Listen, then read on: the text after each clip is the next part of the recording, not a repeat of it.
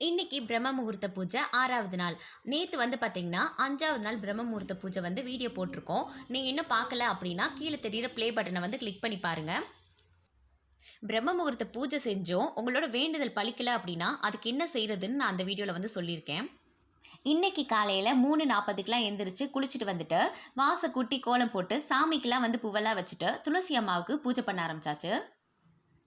நம்ம பூஜை பண்ணும்போது இந்த விஷயம் நம்மளுக்கு கிடைக்குமா கிடைக்காதா அப்படிங்கிற குழப்பத்தோடையே நம்ம பூஜை பண்ணக்கூடாது. எப்போவுமே நம்ம மைண்டை வந்து பாசிட்டிவாக வச்சுக்கணும். அப்போ தான் நம்ம ஆசைப்படுற விஷயம் நம்மளுக்கு கிடைக்கும். முதல்ல வந்து பார்த்திங்கன்னா நாங்கள் நிலவாசலில் விளக்கே ஏற்ற மாட்டோம். ஆனால் நிலவாசலில் விளக்கேற்றுறது எவ்வளோ முக்கியம் அப்படின்னு தெரிஞ்சதுக்கப்புறமா இப்போ ஒரு நாள் கூட நிலவாசலில் விளக்கேற்றாமல் போகிறதே இல்லை. இந்த மாதிரி நேரத்தில் வந்து பார்த்திங்கன்னா நம்மளை சுற்றி உள்ள இடங்கள் மட்டும் கிடையாது, நம்ம மனசும் ரொம்ப அமைதியாக இருக்கும். இந்த மாதிரி நேரத்தில் நம்மளோட கனவுகள் நம்மளோட ஆசைகளை மட்டும்தான் நம்ம நினைக்கணும். பூஜை ரூமில் வந்து விளக்கெல்லாம் ஏற்றிட்டு தீபார்த்தனை காட்டி பூஜை இன்னைக்கு சிறப்பாக முடிச்சாச்சு. தேங்க்யூ.